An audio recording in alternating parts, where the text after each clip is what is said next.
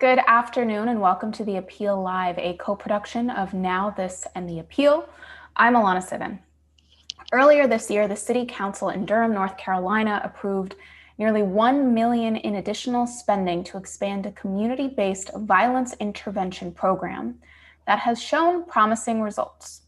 The City Council's decision to build up this alternative approach to violence prevention came during a time of concerning rise in shootings in Durham over the last year. And this is a trend that mirrored many major cities across the country during the COVID-19 pandemic, which makes sense considering there is a devastating economic downturn and nationwide unrest over police violence and racism.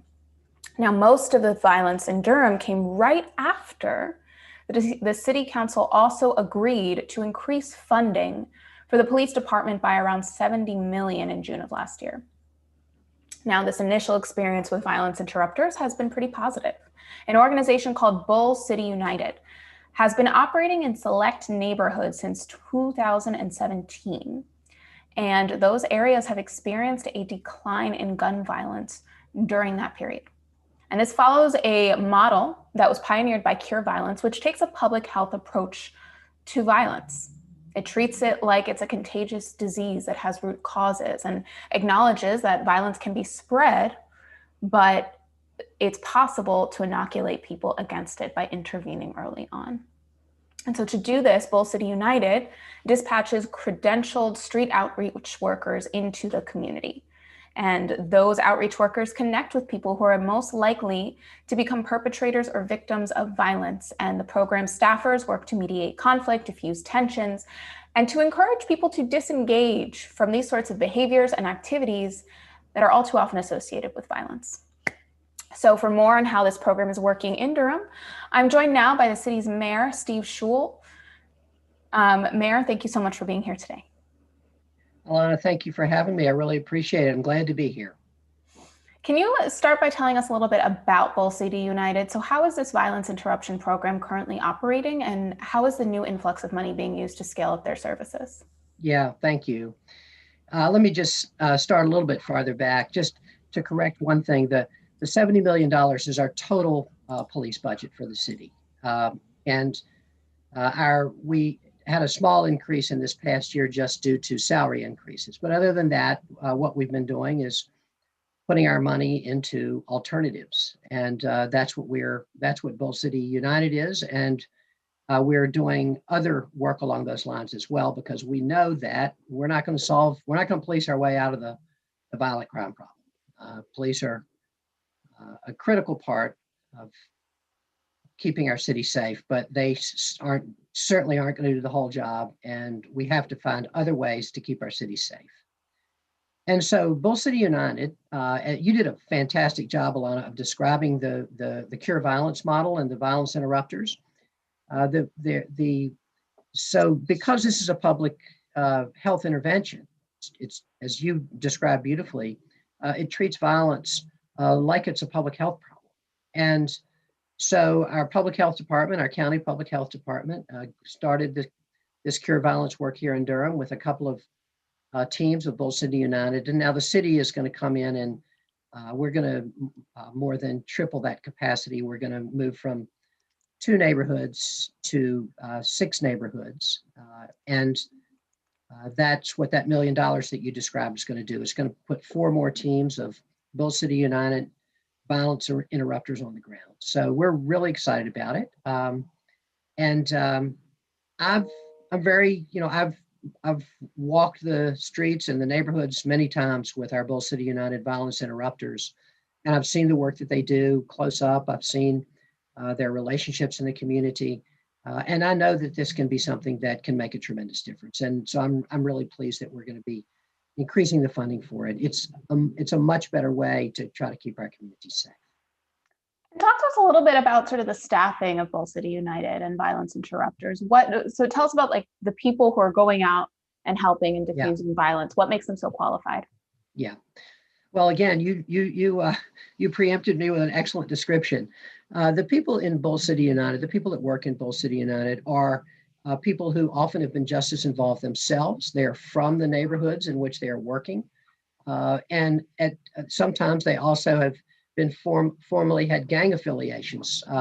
If there's a certain gang that's operating in a certain neighborhood, it's really important to have people who can relate to those folks.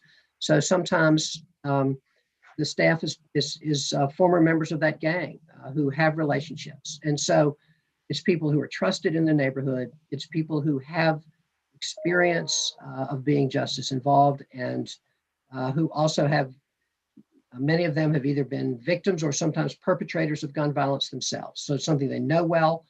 And we want people who are deeply embedded in the neighborhood, and that's who we're getting. So I guess I should add that there's a team in each neighborhood. Uh, there's not just one violence interrupter.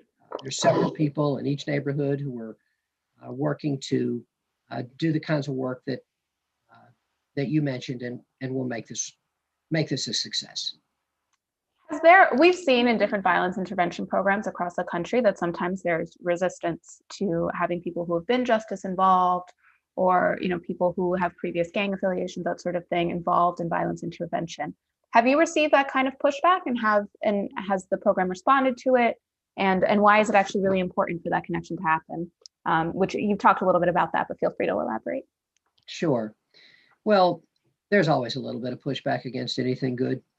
But we haven't, Durham is, we really want to make Durham, and we are making Durham a city of second chances. We have so many programs and so much effort going into supporting our folks who are coming back home from prison. And so we are all about that here in Durham. We have a driver's license restoration program that has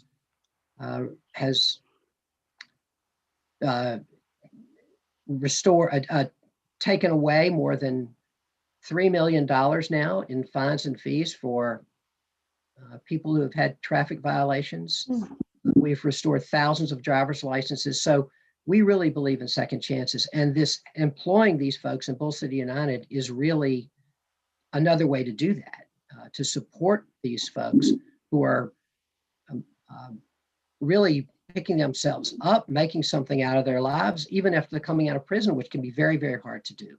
So yeah, I would say that our city is extremely supportive of this. We want to make sure that folks who are previously justice involved have a better path in life.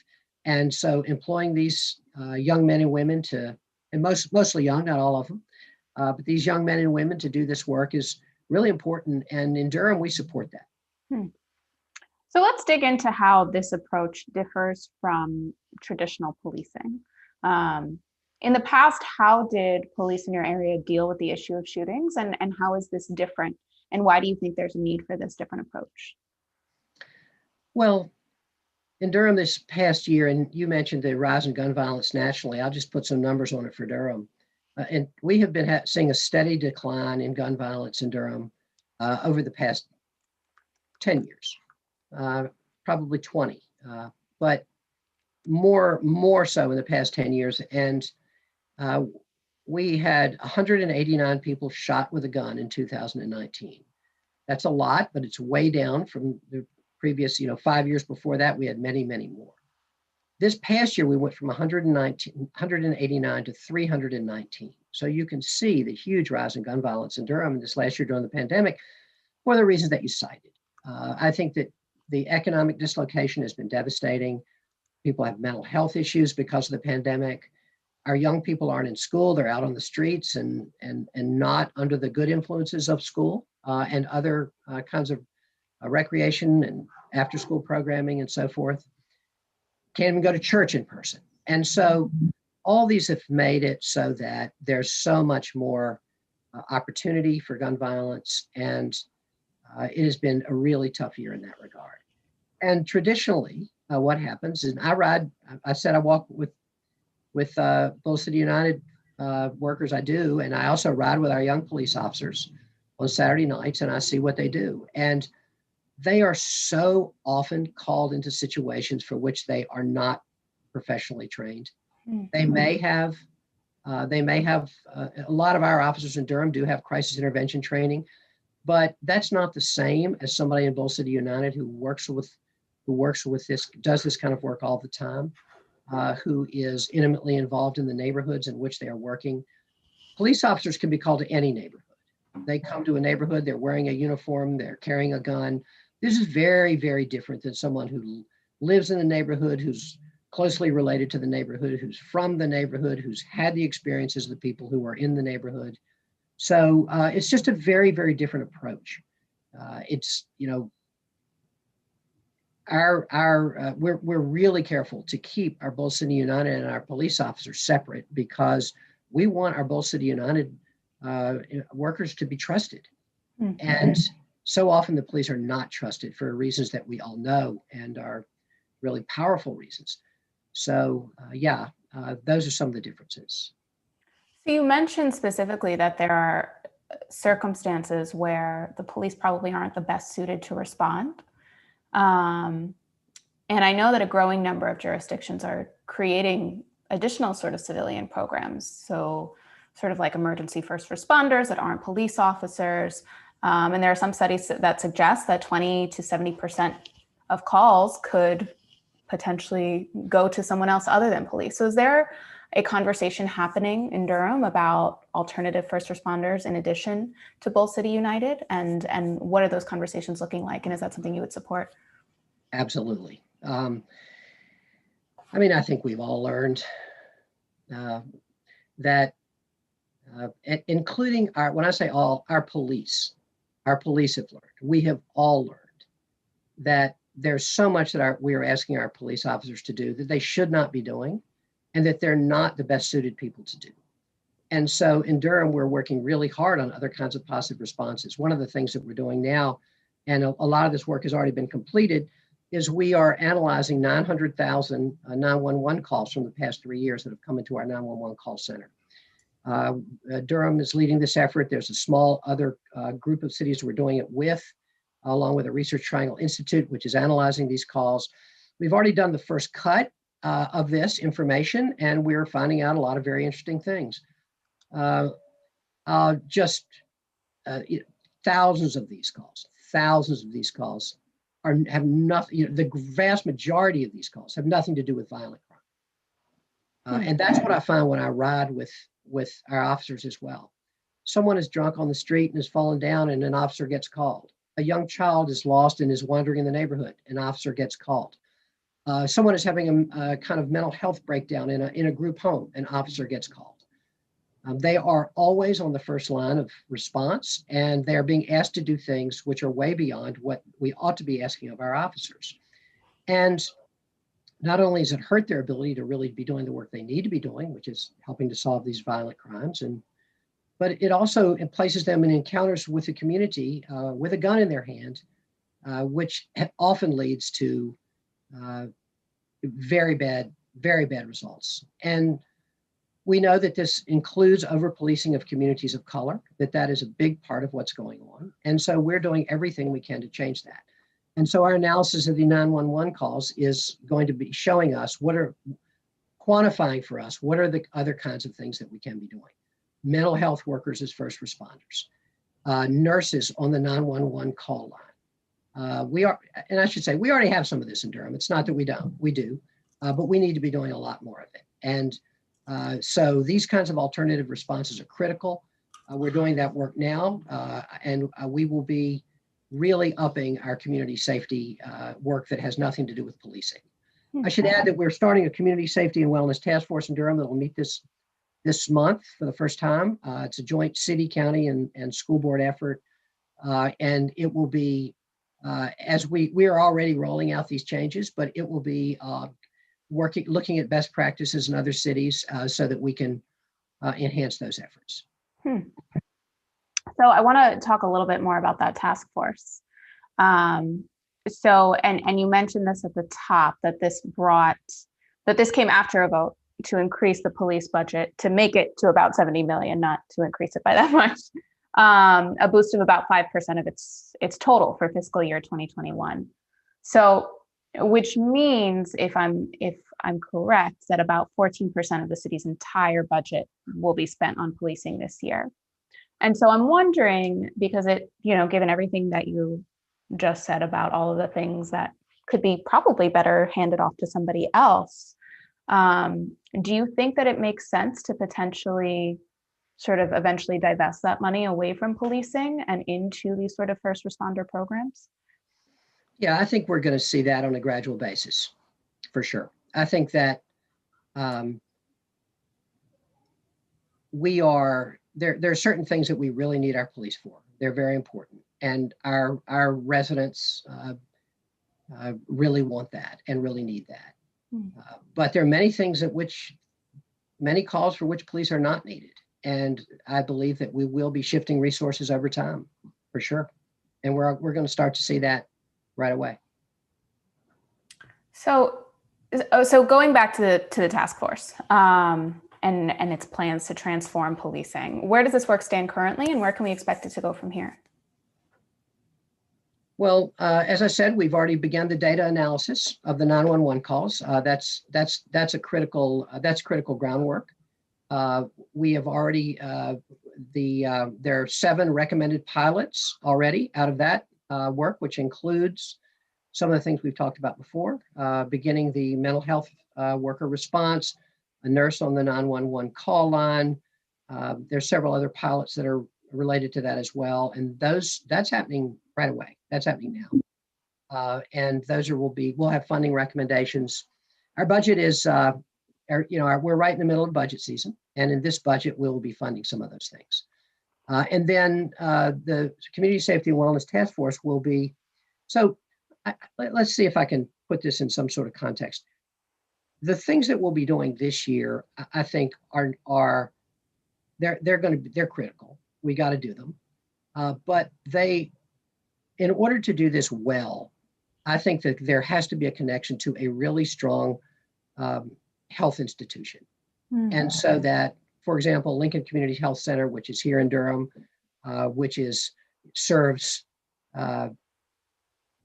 predominantly low-income members of the Durham community, and has a tremendous public health focus as well. I think that they are ideal as a place for us to connect a lot of these services.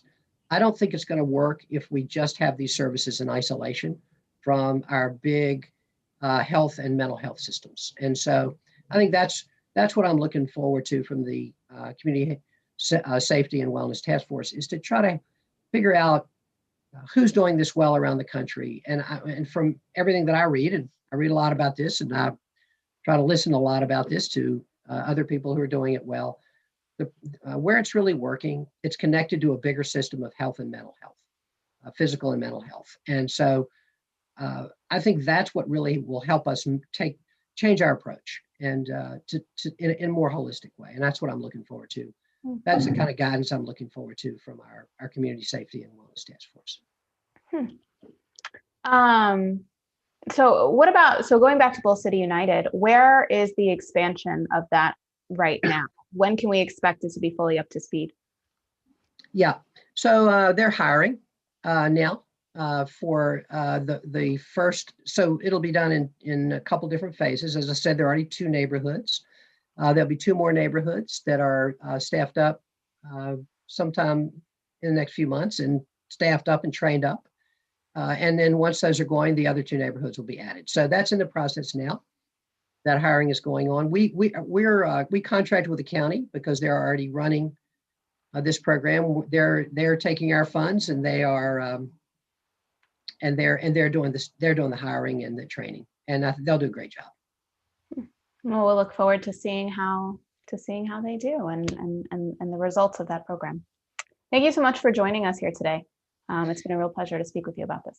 Alana, thank you, and check in in a few months or a year, and I think that I'm really optimistic. I think we're going to make a lot of great progress. I think that we are going to continue to find alternative ways to keep our community safe that have nothing to do with police, and everybody in Durham wants that. As I say, including our police, they're looking for this too, and so we're excited about the work. And thank you a lot for talking to me. Thank you. Well, there you have it. Another response to violence in the community that doesn't necessarily have to involve a badge and a gun. We know that violence is something that just breeds more violence. And so the way to be able to combat it is by preventing it before it starts, as if it's a public health problem, which is something that it is. But even beyond violence interruptioners, beyond Bull City United, this program that has shown success in being able to stop violence in the community and prevent violence in the community, we see that there are so many other options other than police. We see that there's the possibility of having emergency first responders who are not police officers, as we've seen in places all over the country. We've seen the possibility in investing in all of our mental health systems to ensure that there's an appropriate safety net and an appropriate health response that, again, is not a gun and a badge. And we've also seen that a lot of this really does require diverting from police departments. I mean, something that we can't ignore is the fact that in the face of this pandemic, when there was an increase to the police budget, there does also seem to be a rise, or there certainly is a rise in violence as well. So it doesn't really seem like that's necessarily a good return on public safety for the money that's been invested in police. And so again, as we often speak about often on the Appeal Live, it seems to demonstrate a real need for a shift in the way that we view public safety, and acknowledging that does not need to be police. In fact, it's probably better served by it being peers who understand and have been impacted by violence in their own lives. That's all the time we have for now. Thanks for joining us here on the Appeal Live. You can continue to follow us on Facebook and Twitter for the latest news. We'll see you next time.